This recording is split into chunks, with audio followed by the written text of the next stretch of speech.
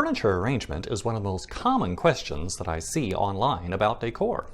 And from pictures that I see, more people should be asking about it. So let's talk about 5 basic tips and hacks that you can use for arranging furniture. I'm Doug Walker, and this is Roominess. Roominess brings you straightforward steps to an inviting home. The tips I'm sharing today come from my new Guide to Attractive Furniture Arrangement. I took real-life apartment floor plans with their real-life challenges to put together a guide for furniture arrangement that anyone can use. Here are 5 of the steps that are in the guide. Number 1, determine your focal point. Built-in focal points can be fireplaces or windows. Focal points that you add to a room can be bookcases, art, an eye-catching piece of furniture, or a TV. In the guide, I don't avoid reality. Every room includes a TV. Good, I need something to distract me from YouTube. Your furniture arrangement should address your focal point. If you have a second focal point, try to open your arrangement so that you can address both. Number 2, look at where your foot traffic needs to go. Connect the doors and functional areas, like kitchenettes and bars, with lines on a floor plan.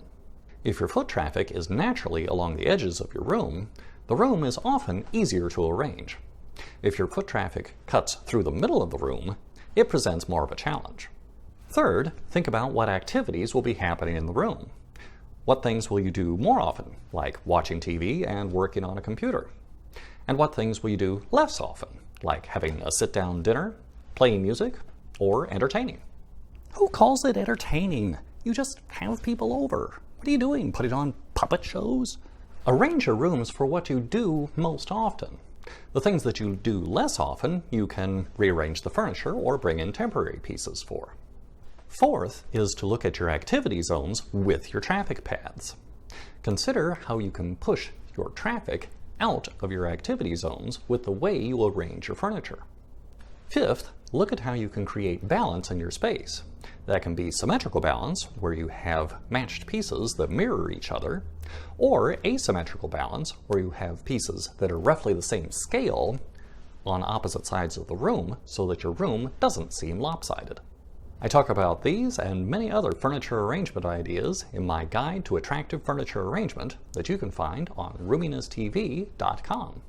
Head over there for more information. Thanks for watching.